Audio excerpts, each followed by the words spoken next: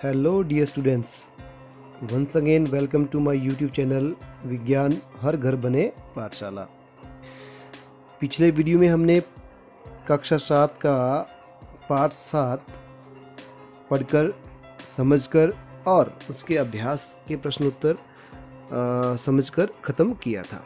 तो मैंने आपको लास्ट वीडियो में जो है पार्ट 7 के जो एक्सरसाइज थी उसमें जितने भी प्रश्न थे वो सारे आपको मैंने समझाए थे और बताए थे।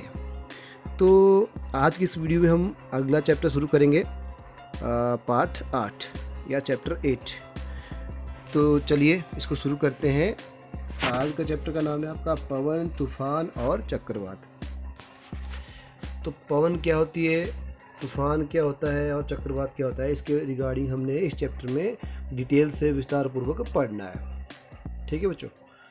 तो इससे पिछला जो चैप्टर था हमारा मौसम, जलवायु और जलवायु के अनुसार जीवों का अनुकूलन, मैं उम्मीद करूंगा आप सभी बच्चों को वो अच्छी तरह से समझ आया होगा और आपको हर उसके पॉइंट्स और क्वेश्चन समझ आए होंगे। चलिए शुरू करते हैं। आपको 1999 की एक घटना याद होगी। उड़ीसा के जो तट थे उनमें 18 अक्टूबर 1999 को एक चक्रवात आया था। ठीक है। अब इस चक्रवात में का जो पवन की गति थी ना इस चक्रवात के दौरान, वो थी लगभग 200 किलोमीटर प्रति घंटे की रफ्तार से।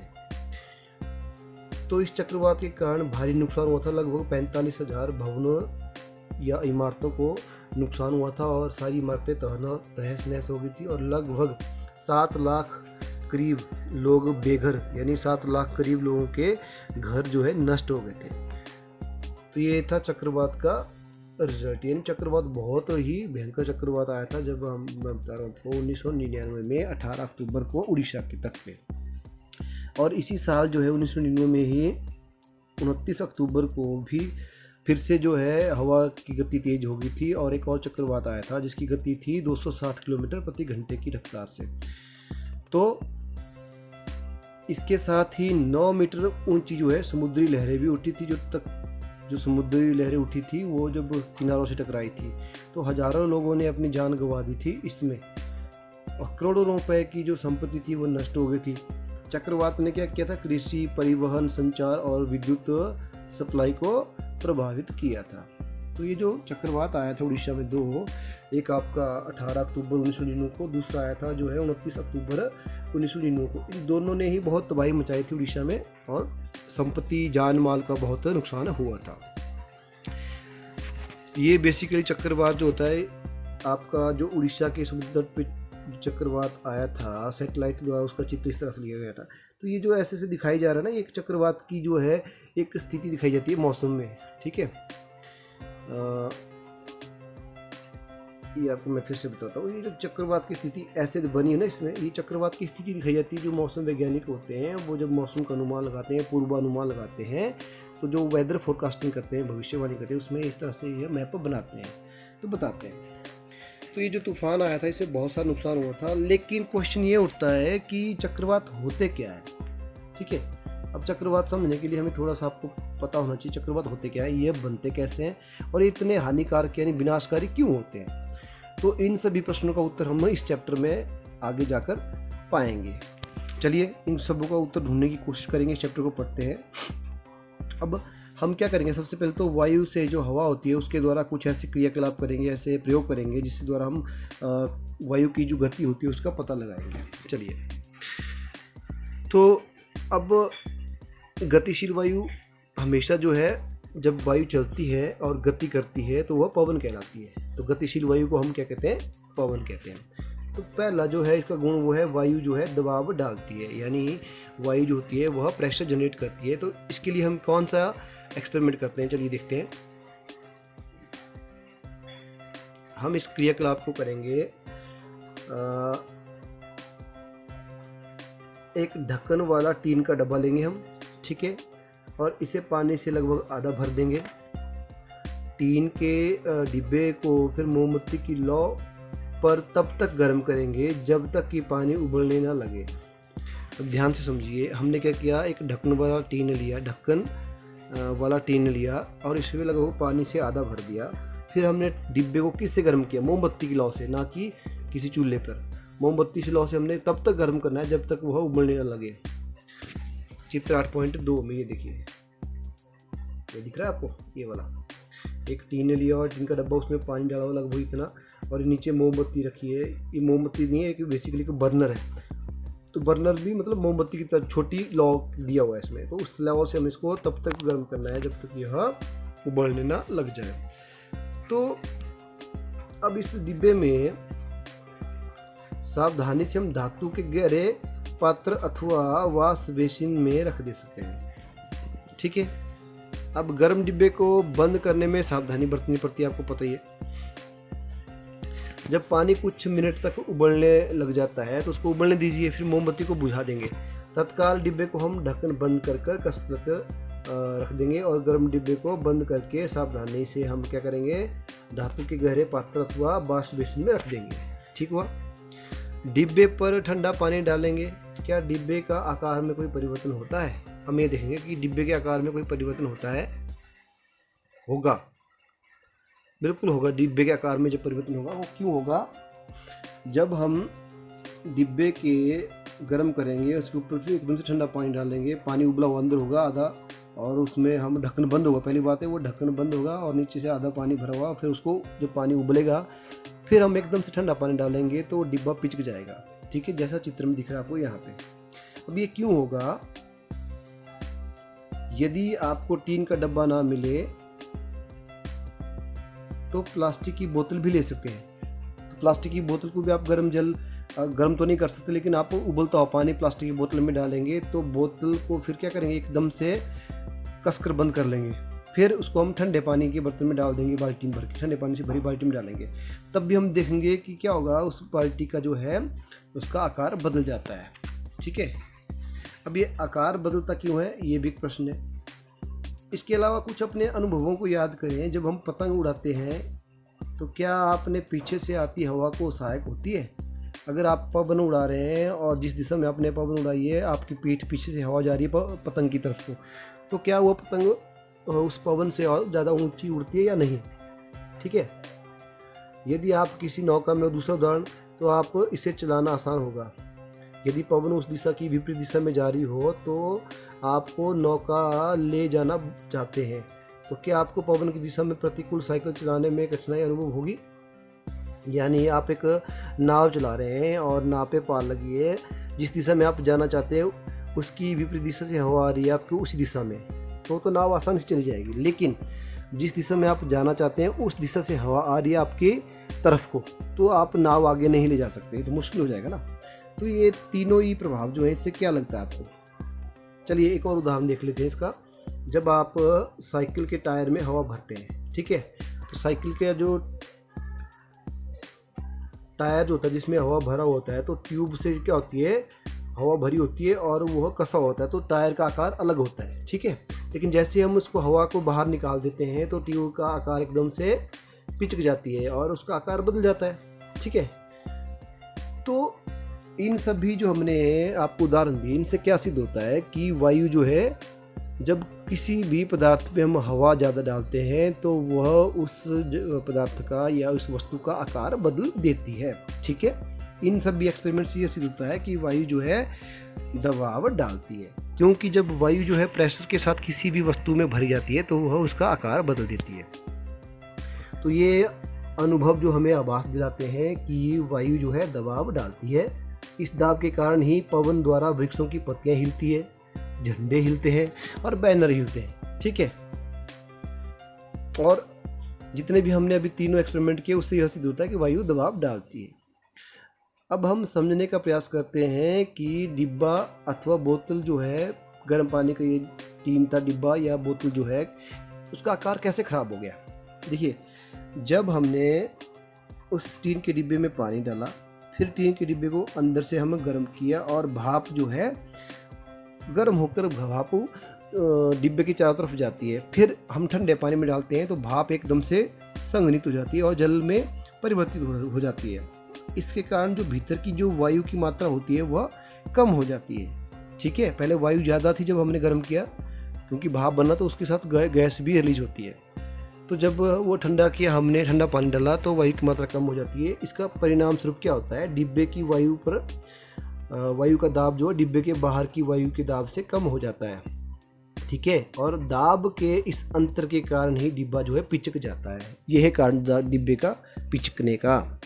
जो अंदर जो हवा होती है वह वातावरण की हवा बाहर की हवा से कम हो जाती है और डिब्बा जो है अंदर की तरफ जो है पिचक जाता है, ठीक है। इसी प्रकार जो बोतल का होता है, बोतल में भी सेम यही प्रिंसिपल लगता है, यही नियम लगता है। जब हमने बोतल में गर्म पानी डाला तो बाहर का जो दबाव था वो ज़्यादा था, फिर वो हमने एकदम से ठंडे पानी में डाला उसको, तो अंदर जो जल वाष्प बने उसके कारण जो गैस बनी, हवा बनी, दबाव बना, तो बोतल के अंदर का जो वायु का दबाव था वह उसके बाहर के दबाव से कम था। इसीलिए जो है उस दबाव कम होने की वजह से उस खाली स्थान को एकदम से कवर करने के लिए वह पिचक जाती है बोतल, ठीक है। तो जितने भी हमने यह प्रयोग किए इनसे यह सिद्ध होता है कि वायु क्या करती है, दाब डालती है, प्रेशर जनरेट करती है, ठीक है। तो ये था आपका पहला कि वायु दबाव डालती है। तो उम्मीद करता हूँ आपको ये समझ आया होगा। चलिए आगे बढ़ते हैं 8.2 की तरफ। पवन का वेग बढ़ने पर वायु का दाब घट जाता है। अभी ये हमने सिद्ध करना है और पढ़ना भी है। जब पवन बढ़ती है तो वायु का वेग भी क्या होता है, जब पवन बढ़ती है ना तो वायु का वेग आपका घट जाता है। जब वायु का वेग बढ़ता है तो हवा का दाब जो है घट जाता है। इसके लिए हम एक्सपेरिमेंट करेंगे। कागज़ के एक टुकड़े को मोड़कर किसी खाली बोतल के मुख पर हम कम माप की गेंद जैसा आकार बनाकर रखेंगे। जैसे इस चित्र में दिख रहा है, ये बोतल है, इसके अंदर हमने ये कागज़ का टुकड़ा डाल दिया है। तो हम क्या करेंगे, एक बोतल लेंगे, खाली बोतल, उसके मुंह में हम उसके मुंह के आकार से बिल्कुल कम आकार का कागज़ के टुकड़े को मोड़कर उसके पास रख देंगे गेंद बनाकर। फिर हम क्या करेंगे, हम इस पे फूंक मारेंगे, जैसे यहाँ से मार रहे हैं फूंक मारेंगे और बोतल के भीतर इस कागज़ के टुकड़े को डालने का प्रयास करेंगे, ठीक है, जैसे चित्र में दिखा रहे हैं ऐसे। तो इससे क्या होगा, इससे हम इस क्रियाकलाप को हम अलग अलग आकार की बोतलों के साथ भी कर सकते हैं, ठीक है। अपने मित्रों से भी फूंक मरवाकर हम गेंद के कागज़ की गेंद होती है ना और बोतल के भीतर डालने का प्रयास कर सकते हैं। तो जब हम ऐसा करेंगे तो इससे हमें क्या महसूस होगा, जब हम कागज़ की गेंद को फूंक मारते हैं तो बोतल में डालना कठिन होता है, पर क्यों होता है, ठीक है। चलो इसका उत्तर हम ढूंढेंगे। पहले एक और क्रियाकलाप कर लेते हैं। इसके अलावा दूसरा क्रियाकलाप है गुब्बारे को फुलाना, यानी गुब्बारे को फुलाना। 8.3 क्रियाकलाप, इसको देख लेते हैं। इसमें क्या करेंगे, जैसे चित्र में देख रहे हैं, 2 गुब्बारे लिए हैं इसमें, ठीक है। इस व्यक्ति ने 2 गुब्बारे लिए हुए हैं और इनको क्या किया है, एक ये लोहे की तार है, इसके ऊपर लटका रखा है दोनों गुब्बारों को, ठीक है, हवा भर के। साथ में इसमें पानी डाला हुआ है इसमें दोनों में। चलिए इस एक्सपेरिमेंट को करते हैं हम। लगभग एक समान आकार के साइज़ के 2 गुब्बारे लें। गुब्बारों में थोड़ा पानी भर लीजिए। दोनों गुब्बारों को फुलाकर प्रत्येक भाग को धागे से बांध दीजिए। गुब्बारों को साइकिल की स्पोक या तार की छड़ के ऊपर लगभग 8 से 10 सेंटीमीटर दूर लगाना है हमने एक दूसरे से, जैसे चित्र में दिखाया है ऊपर हमने, जैसे चित्र में देखो यहाँ दिख रहा है, ठीक है। इस तरह से हमने इनको करना है। फिर क्या करेंगे हम, फिर हमने इन दोनों के बीच में हवा मारने का प्रयास करना है। जब हम इन दोनों के बीच में हवा फूंकेंगे तो हम देखेंगे क्या होता है। फिर हमने इन दोनों के जो बीच गैप है ना, यहाँ पे हवा मारनी जोर से, ठीक है। हवा मारेंगे, मुंह से फूंक मारेंगे तो क्या होगा वो हमने देखना है। क्या ये हिलते हैं या नहीं हिलते हैं वो हम ऑब्जर्व करेंगे। ये हम बाद में करते हैं, पहले अगला का प्रयोग कर लेते हैं। दूसरा प्रयोग था हमने, अब दूसरा के बाद तीसरा प्रयोग करते हैं, ठीक है। लगभग 20 सेंटीमीटर लंबी हमने क्या लेनी है, 20 सेंटीमीटर लंबी और 3 सेंटीमीटर चौड़ी कागज़ की एक हमने पट्टी को अपने अंगूठे और तर्जनी के बीच इस प्रकार पकड़ना है कि पट्टी का अधिकांश भाग नीचे की ओर लटका रहे, ठीक है, जैसे चित्र में दिखा रहा है ऐसे।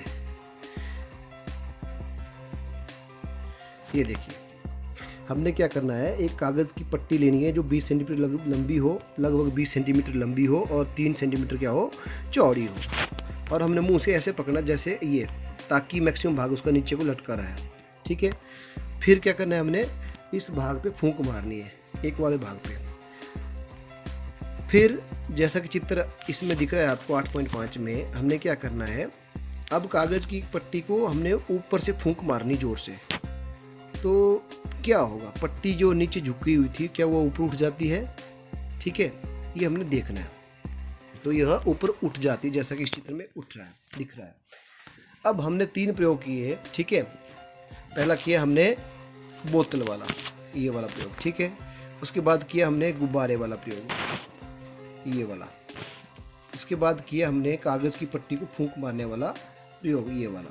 अब इन तीनों ही क्रियाकलापों से क्या सिद्ध होता है, इन तीनों ही क्रियाकलापों में क्या जो हमने कार्य किए वो एक समान थे, सब में एक प्रकार का ही रिजल्ट आते हैं? क्या आप सोचते हो? तो इससे क्या इन पे लगता है, इससे इन एक्सपेरिमेंट से, इन प्रयोगों से हमने यह सिद्ध किया कि जब दाब अधिक बढ़ता है तो वायु की गति कम होती है, या उल्टा बोले, जब वायु या पवन की गति बढ़ती है तो दाब कम हो जाता है। तो इन एक्सपेरिमेंट से हमने यह सिद्ध किया। ठीक है, जैसे आपका जो हमने पहले बोतल पे फूंक मारी, तो हमने क्या किया, जोर से फूंक मारी, यानी पवन की गति बढ़ गई, तो अंदर की जो हवा प्रेशर थी वह कम हो जाता है। इसका मतलब क्या होता है, जो आपका गुब्बारा है, जो हमने कागज़ का गेंद बनाई थी, वो जोर से अंदर नहीं जाएगा, धीरे जाएगा, क्योंकि अंदर दबाव बढ़ जाता है एकदम से। ठीक है, दूसरा हमने किया गुब्बारे, 2 गुब्बारे लिए, उनको हमने यहाँ पानी भरा, फिर हमने फुलाकर उनको एक लोहे की तार के साथ लटका दिया बांध के। दोनों के बीच में लगभग 8 से 10 सेंटीमीटर गैप रखा हमने। तो दोनों में पानी भरा हुआ है, दबाव है, फिर हमने ज़ोर से हवा मारी, तो क्या वो गति करते हैं? नहीं, ज़्यादा गति नहीं करेंगे, क्योंकि वो उनमें जो है प्रेशर ज़्यादा था। तो आप जितनी जो है हवा बढ़ाओगे, प्रेशर जो है उतना ही कम होता है। या आप ये बोलो कि अगर ज़्यादा प्रेशर हो तो वायु की गति कम हो जाती है। तो ये भी हो गया। अब तीसरा जो एक्सपेरिमेंट किया हमने, उसमें भी सिमिलरली ऐसा ही हुआ। जब आपने मुंह से जो है कागज़ की पट्टी बनाई और नीचे लटकाई, फिर आपने फूंक मारी, तो दूसरा एंड जो है ऊपर उठ जाता है, क्योंकि पहले उसका जो है लेंथ ज़्यादा थी और अगले वाला हिस्सा नीचे गिरा हुआ था। ठीक है, तो जैसे ही आपने पीछे से ज़ोर से हवा दी, यानी वायु की गति बढ़ाई, तो वो ऊपर उठ जाती है और आगे से फिर नीचे गिर जाती है। तो इन एक्सपेरिमेंट से यह सिद्ध होता है कि जैसे जैसे पवन की गति बढ़ती है, वायु का दबाव कम होता जाता है। तो अब देखिए, जब हमने बोतल के मुख पे फूंक मारते हैं तो मुख के पास की वायु का वेग जो है अपेक्षाकृत अधिक हो जाता है, मुख के पास का, मुंह के पास का। ठीक है, इससे वायु का दाब घट जाता है। बोतल के भीतर जो है वायु का दाब उसके मुख के निकट के दाब से अधिक हो जाता है। जो बोतल के भीतर का दाब था, वह जहाँ से हम फूंक मार रहे हैं मुंह से, वहाँ की वायु के दाब के मुकाबले अंदर का दाब क्या हो जाता है, बढ़ जाता है। फिर वो वायु के दाब जो है अंदर बढ़ा हुआ है बोतल के अंदर, वह कागज़ के इस गेंद को बाहर की तरफ फेंकती है, धकेलती है बोतल से। ठीक है, इसलिए जो बोतल पे हमने गेंद डाली थी कागज़ की, वो अंदर जाने की बजाय बोतल के मुख पे आ जाती है। ये हो गया पहला एक्सपेरिमेंट। दूसरे में हमने क्या किया, जब हमने 2 गुब्बारे लिए, गुब्बारों के बीच में फूंक मारते हैं तो एक दूसरे से और आने का प्रयास करते हैं। वो एक दूसरे की ओर क्यों आते हैं? जब हम फूंक मारते हैं तो पहले दूर जाएंगे, फिर क्या होगा, उनके अंदर जो है भार ज़्यादा है। ठीक है, तो गुब्बारों के बीच का जो स्थान था, उसकी वायु का दाब किसी तरह कम हो जाता है, और गुब्बारों की दूरी की ओर, बाहर की ओर दबाव उन्हें एक दूसरे की ओर धकेलता है। तो अंदर जो है वजन कम ज़्यादा होने की वजह से दबाव जो है अंदर बढ़ जाता है, जो कि एक दूसरे की तरफ उनको धकेलता है। ठीक है, और ये तीसरे में हमने क्या किया, जब हमने कागज़ की पट्टी के ऊपर मुंह से फूंक मारी तो यह ऊपर की ओर उड़ जाती है, और पुनः ऐसा तभी संभव होगा जब कागज़ के में फूंक मारने पर पट्टी का दाब कम हो जाता है। तो ये तीनों ही एक्सपेरिमेंट हमने किए। ठीक है, अब इनसे क्या सिद्ध होता है? इन तीनों से ये सिद्ध होता है कि पवन का वेग बढ़ने से वायु का दाब वास्तव में कम हो जाता है। तो जब पवन का वेग बढ़ता है तो वायु का दाब क्या हो जाता है, कम हो जाता है। तो इस प्रकार जो है हमने ये एक्सपेरिमेंट किए। इसका साथ में क्या है, पवन सदैव क्या करती है, पवन सदैव अधिक वायु दाब वाले क्षेत्र से कम वायु दाब वाले क्षेत्र की ओर ही गति करती है। ठीक है। तो गतिशील वायु क्या होती है? जब पवन जो है तीव्र गति से बहती है तो उसको बोलते हैं हम गतिशील वायु, ठीक है। गतिशील वायु को हम पवन कहते हैं। तो पवन हमेशा जो है अधिक वायु दाब वाले क्षेत्र से कम वायु दाब वाले क्षेत्र की ओर गति करती है। तो मैं उम्मीद करता हूँ आपको यहाँ तक समझ आया होगा बच्चों। आज के इस वीडियो में हमने पाठ 8 पवन, तूफान एवं चक्रवात शुरू किया और उसके अंदर हमने पढ़ा कि वायु क्या होती है, पवन क्या होती है, पवन जो है किस प्रकार जो है दाब बढ़ता है, पवन की गति बढ़ने दाब घटता है, ये सभी चीज़ हमने पढ़ी इसमें। और सदैव जो है वायु जो है, पवन जो है अधिक दाब वाले क्षेत्र से कम दाब वाले क्षेत्र की तरफ बहती है। तो कल हम पढ़ेंगे गर्म करने पर वायु का प्रसार होता है। चलिए मिलते हैं अगली वीडियो में। तब तक के लिए अपने इस वीडियो को दोबारा देखिए, ध्यान से समझिए और पढ़िए।